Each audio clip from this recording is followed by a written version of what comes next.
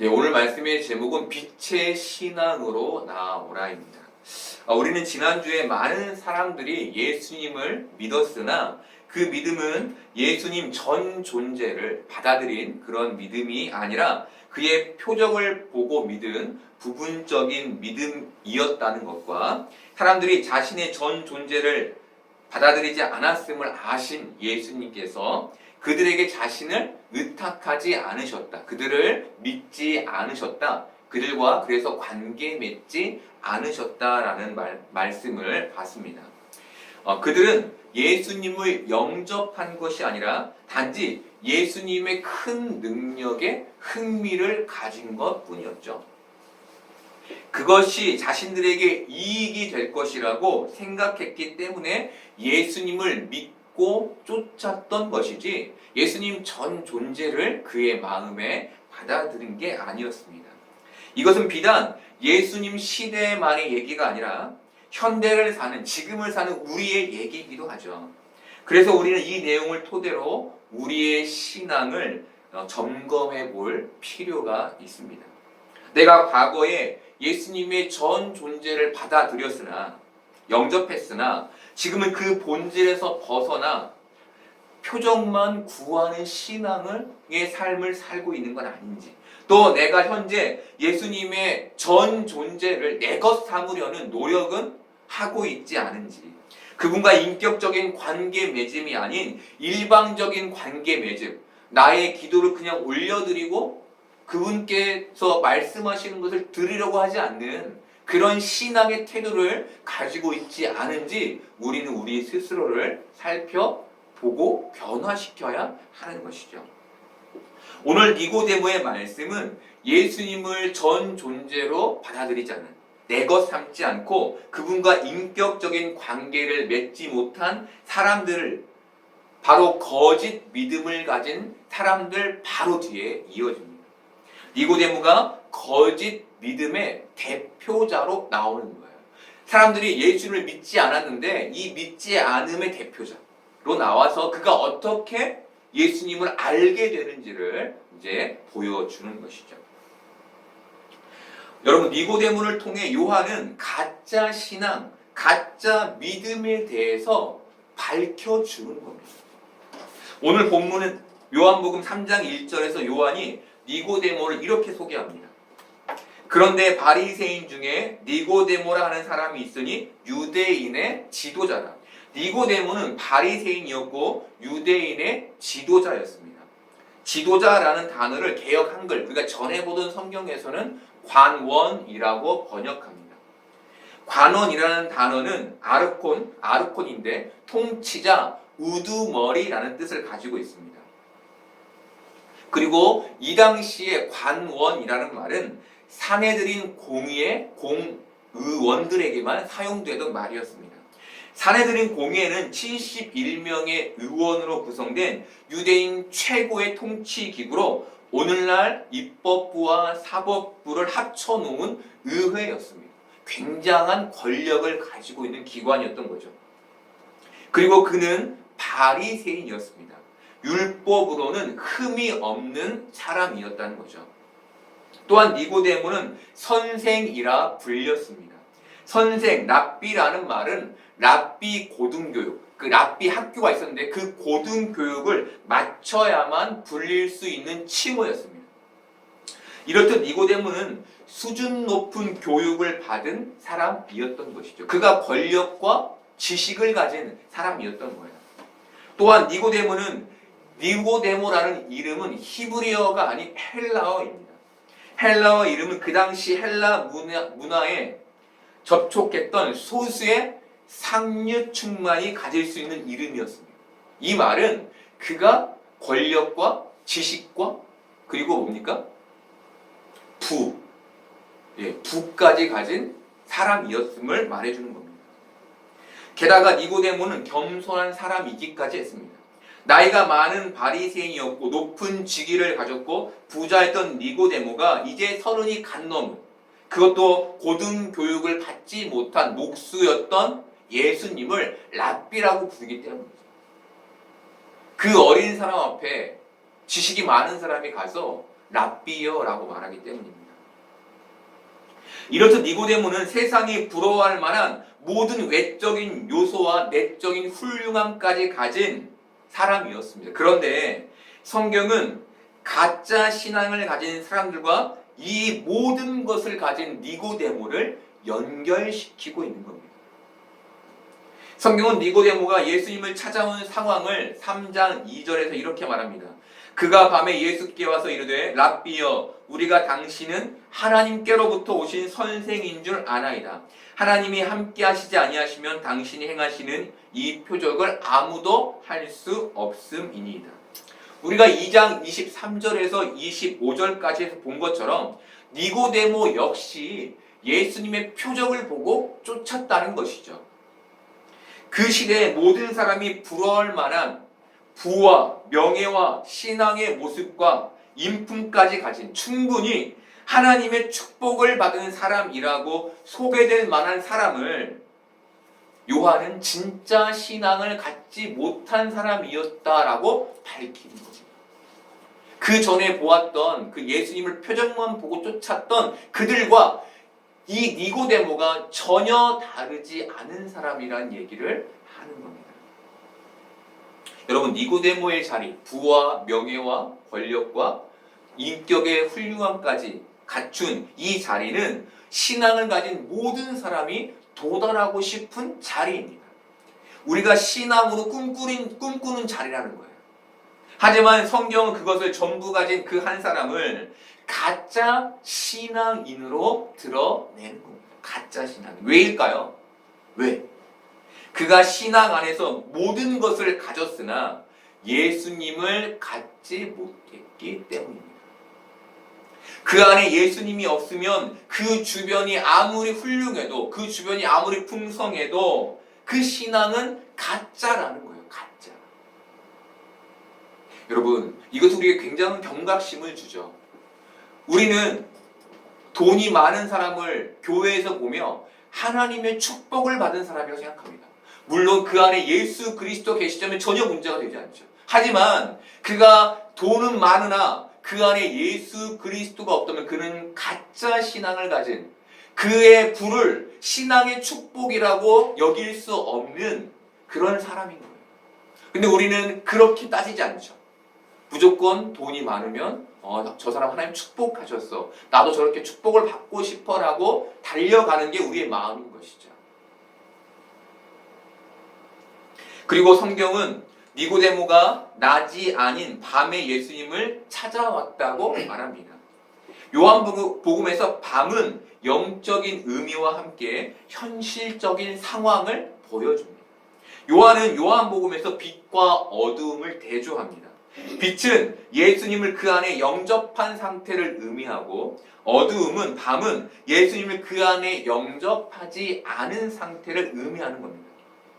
요한복음 1장 5절에 빛이 어둠에 비치되 어둠이 깨닫지 못하더라의 말씀에 그 어둠이 바로 예수님을 영접하지 않은 사람들을 가리키는 것이죠. 바리새인이었던 니고데모는 아주 열심히 신앙생활을 했지만 그는 예수님을 받아들이지 않은 밤의 상태, 어둠의 상태에 있었던 겁니다. 여러분, 이게 뭘 보여줄까요? 여러분, 이 밤에 왔다는 것, 이 니고데모의 상태가 뭘 보여주는 걸까요?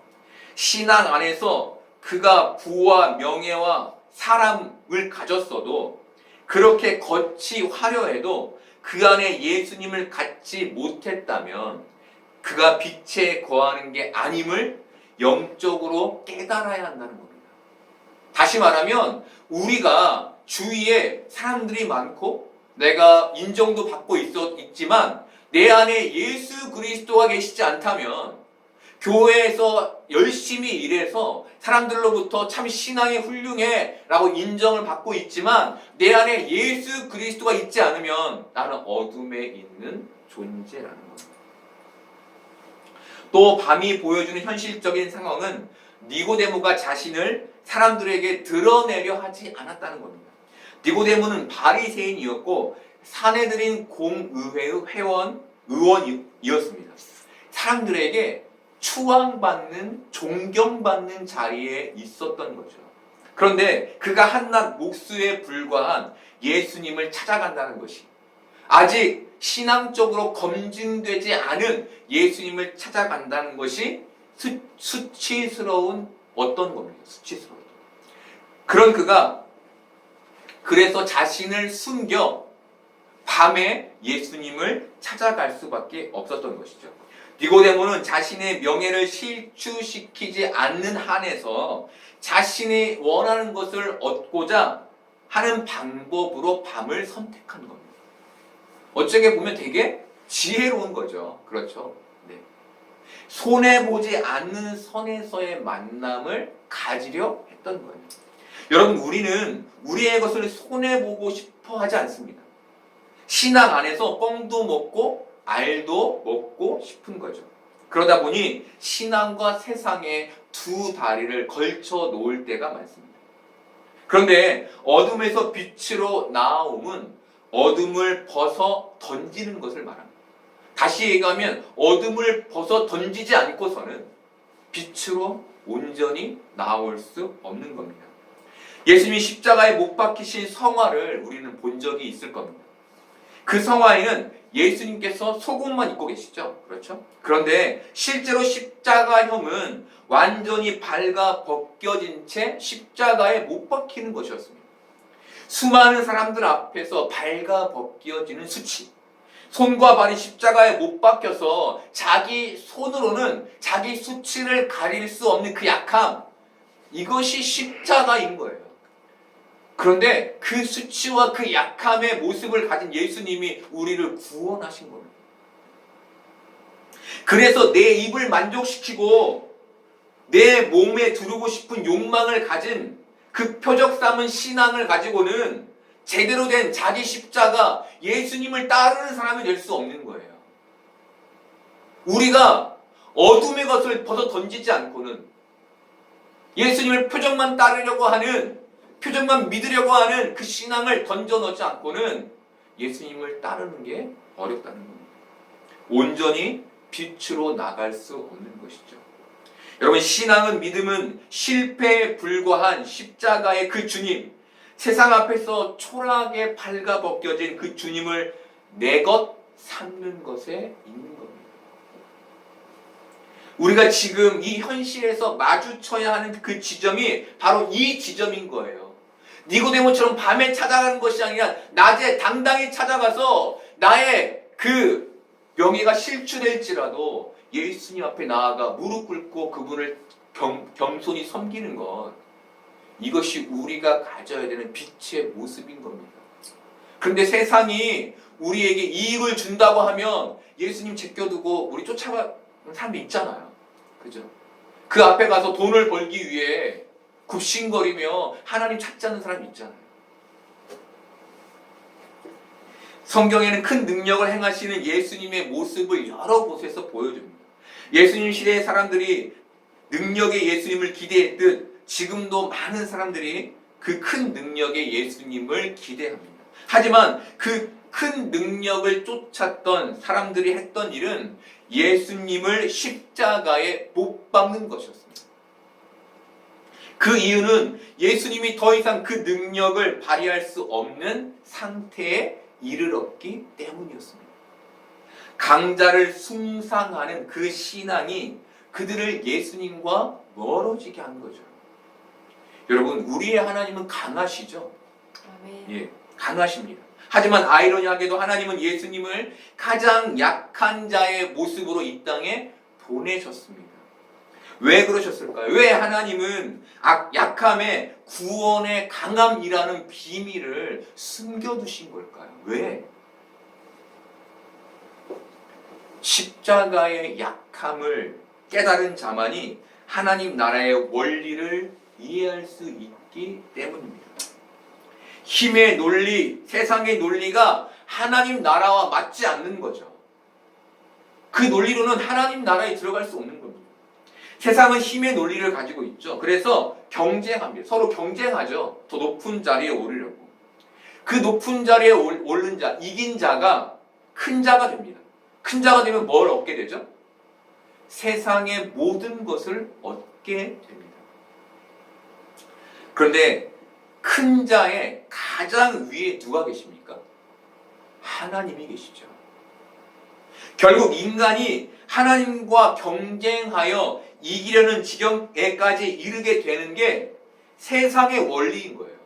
세상의 원리를 가진 사람은 하나님을 내 위에 두지 않아요. 그를 이겨 먹으려고 하지. 결국에는. 성경은 이렇듯 하나님처럼 되려는 인간의 모습을 뭐라고 얘기합니까? 교만한 자라고 얘기하는 거예요. 경쟁하여 내가 큰 자가 되어 내가 하나님에게까지 이르겠다. 이게 교만이라고 하는 거예요. 하나님 나라에서 큰 자는 우리를 창조하시고 우리를 사랑하시는 하나님 한 분뿐이신 겁니다. 그래야 하나님 나라가 평화롭게 유지될 수 있는 것이죠. 이것이 하나님 나라의 원리인 거예요. 하나님만이 가장 큰 자시고 가장 힘 있는 자이시며 우리는 그 약한 자의 자리에서 서로를 섬기는 자가 될 수 있는 겁니다. 그래서 세상의 논리, 강함의 논리로는 약함의 예수님의 전 존재를 내 것 삼는 그 일을 이룰 수 없는 거예요. 그래서 하나님 나라에 이룰 수 없는 존재가 되는 겁니다. 여러분, 우리는 이 세상에서 경쟁이라는 세상의 원리를 살아가고 있죠. 이 말은 큰 자가 되기 위한 싸움을 피할 수 없는 지경에 우리가 살고 있다는 거예요. 하지만 우리는 비밀을 아는 자들이죠. 천국의 비밀, 하나님 나라의 비밀, 그것이 무엇입니까? 구원이 그 약한 십자가에 숨겨져 있다는 것이죠. 그 십자가에 달리신 예수님을 바라보며 그분을 내 것 삼을 때 내가 구원받을 수 있다는 것. 그 비밀을 우리는 아는 자들이라는 거예요. 예수님 마가복음 5장에서 회당장 야이로의 딸을 살리시는 이적을 일으키셨습니다. 그런데 예수님은 죽은 소녀를 살리시는 놀라운 이적을 일으키셨음에도 불구하고 그것을 아무에게도 알게 하지 말라라고 말씀하셨습니다. 마가복음 5장 43절 보겠습니다. 예수께서 이 일을 아무도 알지 못하게 하라고 그들을 많이 경계하시고 이에 소녀에게 먹을 것을 주라 하시니라. 마가복음 1장 40절부터 44절까지에도 이적을 숨기시는, 감추시는 내용이 나옵니다. 같이 볼까요? 한 나병 환자가 예수께 와서 꿇어 엎드려 간구하여 이르되 원하시면 저를 깨끗하게 하실 수 있나이다. 예수께서 불쌍히 여기사 손을 내밀어 그에게 대시며 이르시되 내가 원하노니 깨끗함을 받으라 하시니 곧 나병이 그 사람에게서 떠나가고 깨끗하여 진지라. 곧 보내시며 엄히 경고하사 이르시되 삼가 아무에게도 아무 말도 하지 말고 가서 내 몸을 제사장에게 보이고 내가 깨끗하게 되었으니 모세가 명한 것을 드려 그들에게 입증하라 하셨더라. 여러분, 예수님께서 이적을 숨기시죠. 왜 숨기시는 걸까요? 큰 능력을 선전하면 더 많은 사람이 예수님을 따를 것이고 믿었을 것인데 왜 예수님은 그 이적을 감추신 걸까요? 그 표적, 그 이적, 그 강함을 보고 예수님을 믿게 하고 싶지 않으셨기 때문입니다. 그 한 부분만을 믿지 않고 전 존재를 믿게 하고 싶으셨기 때문입니다. 대부분의 사람들은 자신에게 필요한 강한 부분을 받아들입니다. 그러니까 강한 사람이 있으면 그걸 받아들이는 것이죠. 그런데 어느 순간 그 강한 자가 약함의 부분을 드러내면 우리는 어떻게 합니까? 과감히 버립니다. 하지만 우리가 약한 자를 받아들이면 우리는 더 이상 버릴 게 없죠. 그가 강해지면 더 좋고 약해도 그를 받아들였기 때문에 그가 강해져도 우리는 그를 버리지 않는 것이죠. 약한 자를 받아들여야만 전 존재를 받아들이는 게 되는 거예요. 얼마 전에 TV에서 하반신 마비인 사람이 결혼하는 그런 얘기가 나왔습니다. 그런데 모든 사람들이 그 남자, 그 하반신이 장애를 가진 그 남자와 결혼하는 여자를 대단하게 생각하는 거예요. 왜죠? 그 약함을 받아들였기 때문이죠. 그 약함. 그의 전 존재를 받아들이지 않으면 그 약함을 자기가 받아들일 수 없는 겁니다. 십자가에 달리신 예수님, 그분을 받아들여야만 예수님의 전 존재를 받아들이게 되는 것이죠. 여러분, 이것이 예수님이 십자가에 매달리신 이유인 겁니다. 이 아이러니가 십자가에 숨겨져 있음을 우리는 안다고요. 그러니 우리는 강해지려는 노력보다 최선을 다해 하나님을 위해 살아가는, 먼저 그의 나라와 그의 의를 구하며 살아내는, 그의 영광을 위해 살아내는 삶을 지향해야 하는 거예요.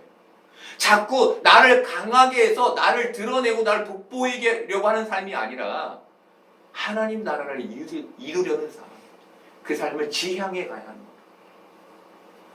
니고데모 예수님을 찾아와 랍비여, 우리가 당신은 하나님께로부터 오신 선생인 줄 아나이다. 하나님이 함께 하시지 아니하시면 당신이 행하시는 이 표적을 아무도 할 수 없음이니이다 라고 말했습니다. 여러분, 놀라운 신앙 고백입니다.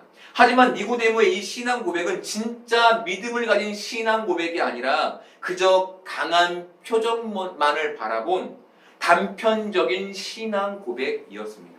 여러분, 그렇다면 우리가 가져야 할 진짜 신앙 고백은 뭘까요? 우리가 가져야 할 진짜 신앙 고백. 그리 아니하실지라도의 신앙 고백입니다. 바벨론의 느부갓네살 왕은 대제국을 건설하며 자신의 왕권을 강화하기 위해 금신상을 세웠습니다. 금신상의 높이는 60규빗이었고 너비는 6규빗이었습니다. 한 규빗은 현대의 기준으로 45cm 정도 됩니다. 이것을 미터로 환산하면 느부갓네살 왕은 높이 27m, 너비 2.7m의 엄청난 크기의 황금 신상을 세운 겁니다. 느부갓네살 왕은 모든 바벨론 사람들에게 모든 악기 소리를 들을 때마다 너희는 그 앞에 엎드려, 그 금신상 앞에 엎드려 절하며 그를 경배하라고 명령했습니다. 그렇게 하지 않으면 즉시 맹렬히 타는 풀무불에 던져 넣겠다고 으름장을 놓았습니다. 그런데 다니엘의 세 친구인 사드락과 메삭과 아벳노고는 왕이 세운 금신상 앞에서 절하지 않았습니다. 이에 분노한 느부갓네살 왕은 자신이 세운 금신상에 절하지 않은 사드락과 메삭과 아벳노고를 불러 그것이 사실인지를 물은 후 이제라도 절하면 용서해 주겠다고 말했습니다.